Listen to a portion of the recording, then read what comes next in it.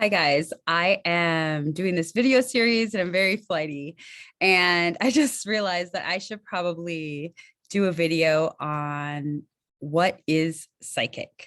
Um, so psychic is going to mean something different to everybody because everybody has unique gifts that shine better in one place or better in another. But I'm just going to go over some of the questions that I've received in doing readings and some of the common misconceptions I think that people have, especially from my experiences or from my experiences with who reads for me, because I want readings too to confirm things to me. So I do have somebody I go to. It's Candace Parisi. She's amazing and funny and no BS. Like, I love her. Anyway, so what is a psychic? So first of all, you're already a psychic. I don't really like the use of labels, but you guys are already receiving psychic messages every day, and you probably don't even notice it because it's a natural human ability. Like, the big example that everyone's used like for eons is like when you think of someone and they call or message you. Like, that's something in you picking up a prediction or having dreams and then something happens, or the feeling of deja vu. All of those things could be considered psychic. Or like having a bird or a butterfly showing up and just knowing in your heart that that's mom, or receiving a little nudge from your, what you might not know is your guides, to call somebody and then finding out that they really needed you to call. All those things are in the psychic realm that happen to everybody every day. Or just having a feeling to take a different route to work or wherever, and then having something amazing happen, or avoiding something not amazing. All those things are psychic. So if you've never had an experience with somebody reading for you, there might be some common misperceptions. So I'm just going to go over what I feel quick. I've made a bunch of videos at this point. I can't actually remember if I've done that. What I feel quick when doing a reading. So before I do the reading, I get into my heart. I set my intentions. I feel grateful for, being allowed to carry this gift and serve other people with it. When I get down into the energy, what happens is, and this is what I explain to my clients, like, essentially I see it as my guides speak to their guides, and I receive images and feelings and words and messages. And then I'm just like, the tool, like the decoding tool. And then I describe the situations that I'm seeing and feeling to the person. And most of the time, I don't know what the images mean. They're only meant to make sense to the person receiving the message. And that's how it works for me. So some common misconceptions about psychics. You can be friends with a psychic and they don't know what's going on with you. Like, I've gotten that weird feeling from people a lot, especially if I've done a reading for them, that they like feel that in everyday life, they're really guarded, which is why I don't tell a lot of people, like most people, I just tell I do meditation videos for, because I don't want people to feel uneasy around me. I just want to be a normal person. And usually if by the time psychics are like out, like out of the psychic closet and serving people in that way, they would have had rules in place, and big boundaries in place, and how to turn those things off. Because no one wants to walk around and get all this stuff when you go to the grocery store from other people. So in everyday life, people that are psychics just try and be normal people. Now, sometimes things slip through, and I do I do see the extra work that's put in um, to get through my boundaries when I'm like out being a normal, regular person, which every psychic does want to be. Um, and I will allow things, weird situations to come through. Like, I think I've talked on here about like having a message for the Wells Fargo banker person that was helping me on the phone from somewhere in the country. But I always ask. It's always important to me not to you always ask to give somebody a message. You never like come out there like that. That's offensive. Like that's breaking all sorts of rules of boundaries. But I figure if their guides are working so hard to get through my stuff, I've never been pushed to ask somebody if I could give them a message and have it be not okay. But if it ever was not okay, I would definitely feel really bad for even asking. So I do try and avoid that at all costs. There's certain loved ones for people that have just like broken my rules, but that's like for my best friend and stuff. What else about a psychic? So I personally never really read for the people that I know. It's much easier for me to read for complete strangers. And it's not because I don't love the people that I know, but somewhere in their mind, the words that their loved ones or their guides were to give them, somewhere in their mind, they'll wonder, especially if I'm a close friend to them, they'll wonder if they told me about this at some point, or if it's just there's no point in giving words to people when there'll be a doubt. And plus with my friends, I just want to be a normal person. Like, and I'm super happy that my friends just allow me to be a normal person because although I take what I do for other people super seriously, I also want to just be a dork in everyday life and just have the same kind of weird problems that everybody else has. Yeah.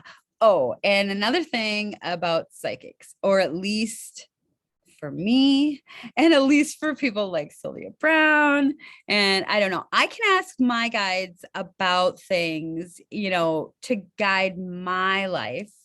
I'm always asking my parents and my guides, not really about specific things, just to, if I have a problem, I'll be like, show me a sign, show me what way I should go with this, kind of have my back. Sometimes I just need to know they're there. And they definitely always show up and tell me that they're there. But I am totally blinded, thank God, when it comes to people that like I would be involved with, because we are, even though some of us work really hard to, hone these skills and have a healthy body and sit in meditation and do all the practices outside of the readings that get us prepared to give these messages to people. We're still humans here to learn on this plane lessons. So I don't know why God, whatever name you have for him or her or whatever, the universe would send you here just to be this whatever. Like we already have Jesus, we already have Buddha, we already have Krishna. There's all, so yeah. So psychics have real lives with real problems. Oftentimes, not only can we not psychic out the people that we're involved with, most times we're actually blinder than the average person. So it kind of evens out. Now that being said, if there is a situation that doesn't invade on the other person's energy or anything like that, and it just pertains to us and decisions we need to make, we're allowed to get help with that. But I would think that would be terrible to be like involved with somebody that you're getting all these messages from. Now, that being said, I have had loved ones show up for people very close to me, grandpas. And I won't, it won't be like a reading. It'll just be like, you got a wooden chair in your room at home? Like, do you have a grandpa or something? Because people clearly, if they're getting involved with me or, are really close to me, they know what I do. But it'll just be as much as that. Just kind of like a heads up from people. Now, if they ever asked me to do something more personalized, I would, but I think that I have nail polish on my knuckle. Weird, funny. But I think that luckily I've not had to do that. Now I have when people have been like interested in me, I have like done readings for them to totally exclude them from the dating scene, because you can't really, it's like a doctor-client privilege or something. So I have done that, but then they become part of my soul family and they're special to me in a different way. So yeah. So if you're a psychic and I don't know, you're kissing a boy or a girl, you're not going to get like their whole life story or something. I don't know. I would think it would be terrible if you did, because like, wow, that would be so terrible.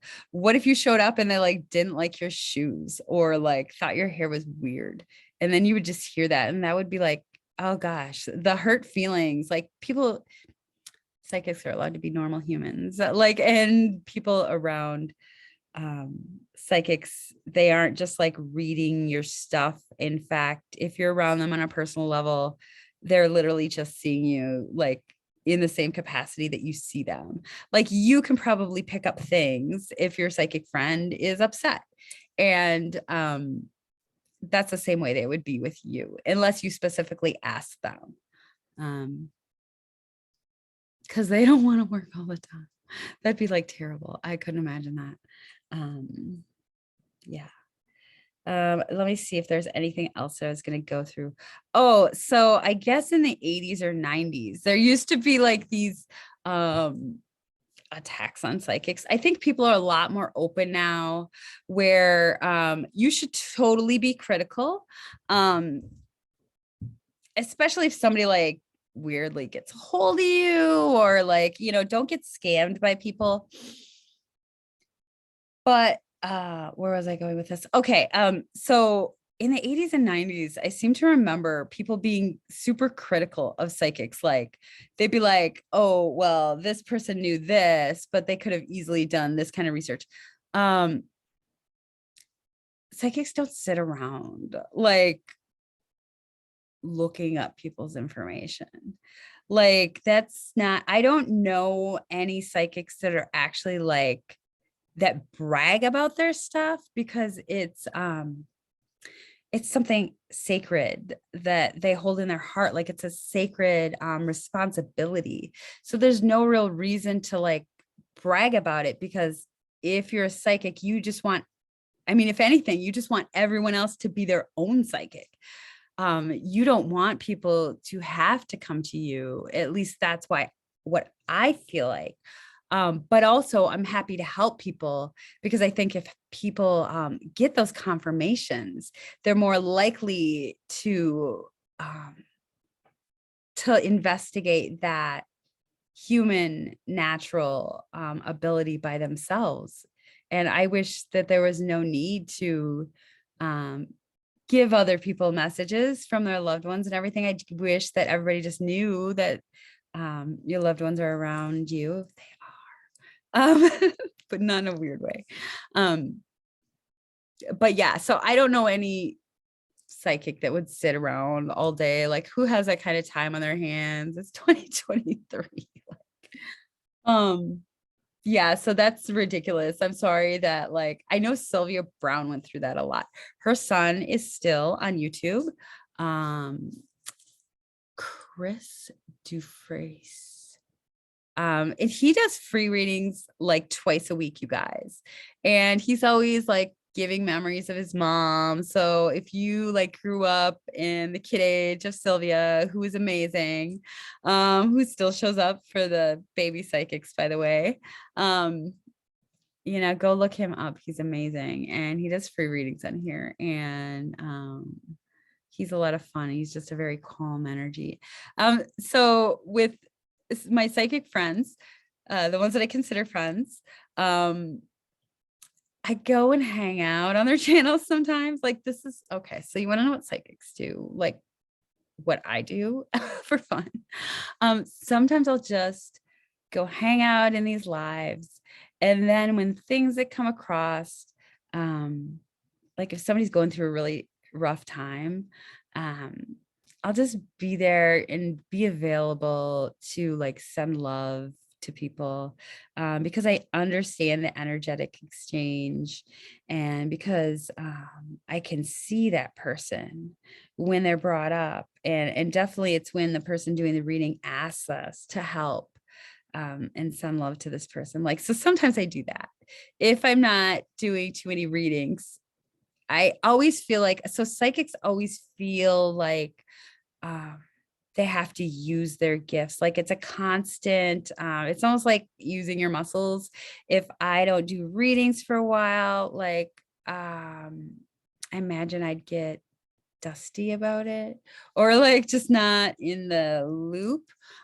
So whenever there's something, and I feel like, I've had real life stuff going on, and I feel like I have to use that to keep that energy exchange moving.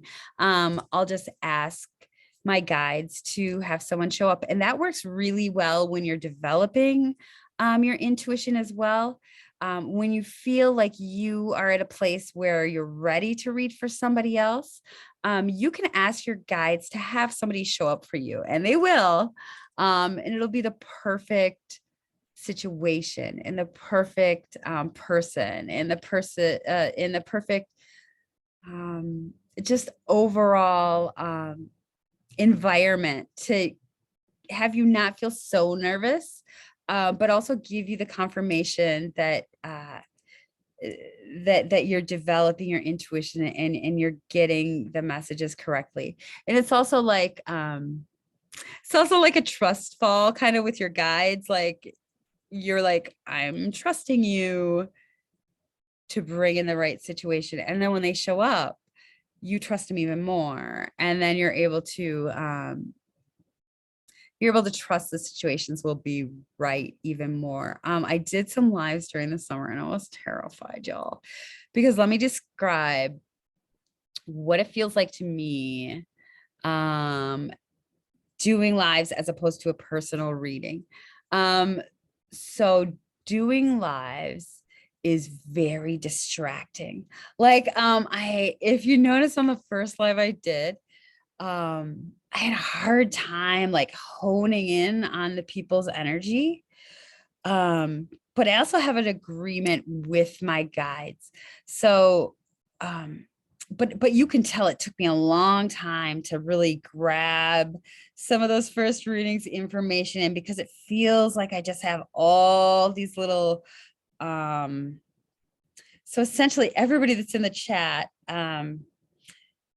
energy is coming up, and then I got to look at the chat and see the messages, and then I got to try and like put everybody else aside and just hone in on that one energy. And I've gotten better at that.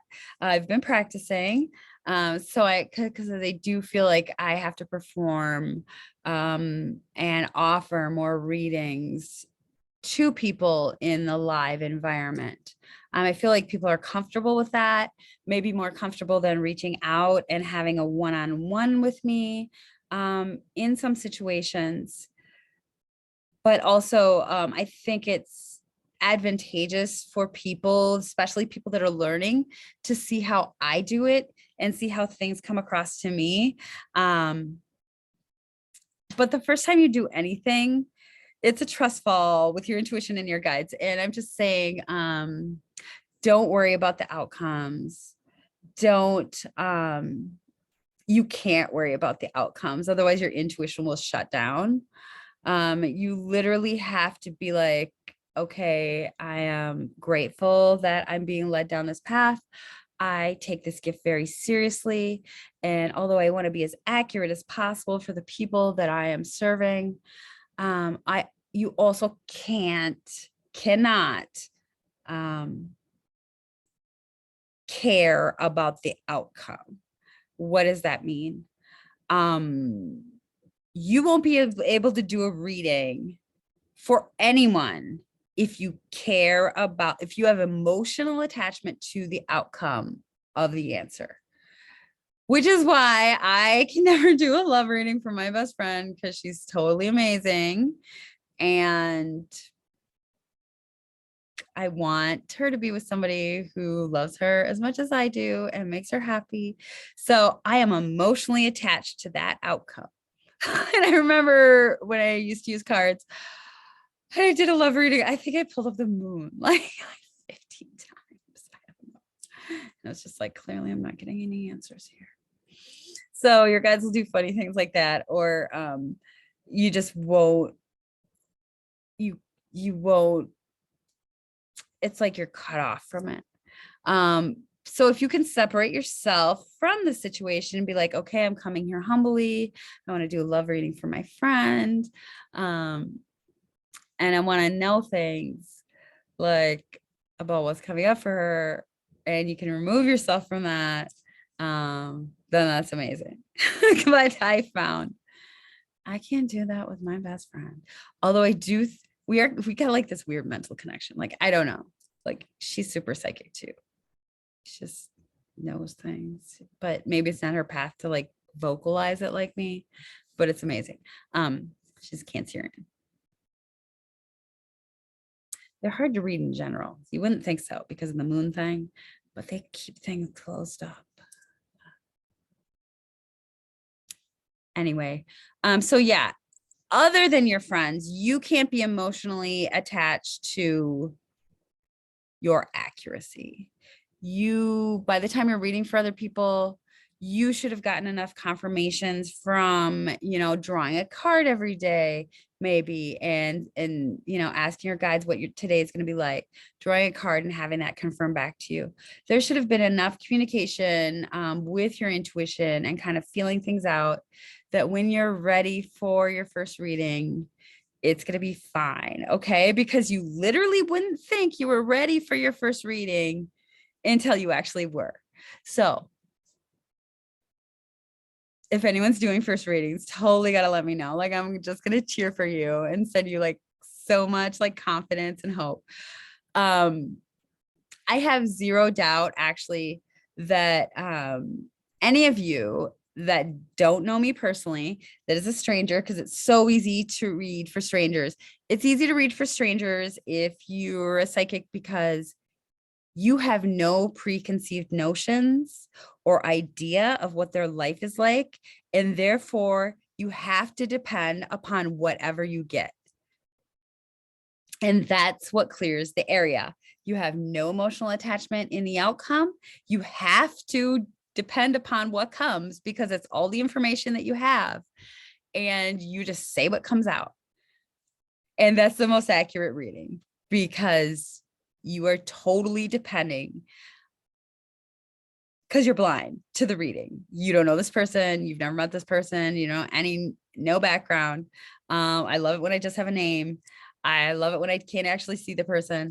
And I have actually no doubt that if any of you were to do a reading for me, it would be accurate if you don't know me, because you could only depend upon the thoughts that go to your head. Yeah, it'd be amazing. So that's the only difference really between a psychic and who you are right now. If you're just developing your intuition, you might think it's easier to read for friends or read for people that you're comfortable with. And I totally understand starting out in that place.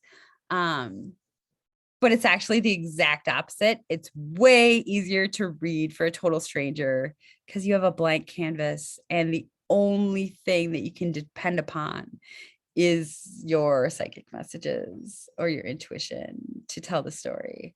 So if you guys have been practicing, maybe just on yourself or on other people, like take the plunge, like maybe make a YouTube channel and just like start doing readings. Also, it's super fun for me at least to do pick a piles because I know that people are using their intuition to pick the pile. And also I have no idea who's going to pick the pile. And also I can go back and later pick my own pile if I'm led to one of those readings. And then I'm essentially reading for my past self is reading for my current self. Although I know time's not linear, it's all stacked. So it's kind of amazing. And I love that. Yeah. So psychics can't read your mind at the grocery store. If you're involved with a psychic, they are not reading you. If you are friends with a psychic, they are not psychic around you unless you ask them. And if you're friends with a psychic, you're such a gift because you're just letting this person be not serious and a total dork, because I think we spend so much of our time in beautiful sacred union and beautiful communication with our guides and the archangels and God and whatever person resonates with. Jesus, Ganesha I used just this week. I called them. Anyway, we spend so much time in a world that you other people can't see or understand, that to be our friend is like allowing us to just be a dorky, messy human. And I think that people like that should get like a medal in and of themselves. Yeah. Because I am a very non-serious person, like when I'm just hanging out. But at the same time, like I do, weep with gratefulness at what I'm able to offer other people too. So you got to live in both worlds. Psychics live in both worlds. And there has to be a balance. Some days I would just rather sit all day talking to, my parents and, whatever comes up, and being led by my guide Gish into like how science and spirituality are actually very meshed together, and nerding out and doing all the things and like, ooh, but you have to have a balance. You can't just live in that spot. Someday I'll just live in that spot. And I'm not afraid of death because I kind of feel what that's like every day. But also you have to live in the real world because there's a reason that we're here. Yeah. So I think that's all I have. Yeah, psychics don't read you. They got no idea what's going on with you on real. And if you've gotten a reading from a psychic and you happen to live by them or see them in real life, like I personally, after I do a reading, I literally, if I'm doing a remote reading or you can't see what I'm doing, I literally wipe the hands and I send your energies and your people back to you. And I usually do like a cleansing thing because I used to not do that, and I know what that's like. People sometimes still hung out. That's just me. But I literally forget your messages too, unless they need to be retrieved. I can't imagine holding so many messages in my brain for so many people. That would be like a lot. So I'm very fortunate that I don't have all the messages hanging out in my head for people, especially the people that I know, like in my local environment, because, I take privacy very seriously. I hold people's stuff very sacredly. And I think all people that would be doing this kind of work would be like that as well. Now, if there's something that I need to know about a past reading, I totally trust my goof troop, my my guide pack to bring it up. And that did just happen the other day that I was shown an arrow and referred to a past reading. And so I said in the person's reading, I must have said this in a past reading, but I didn't actually know. Like it didn't actually. You'd be surprised how little is in the brain of a psychic most of the time. I'm not thinking ever, y'all. I'm running into doors. Like, it's ridiculous. It's fun. It's fun. I think that's it though. If you guys have any questions about anything like that, I'd be happy to answer them. I don't know. I'm just bringing up the questions that people usually bring up to me or want to know. So yeah. So thanks. I love you guys and I will talk to you later. Bye.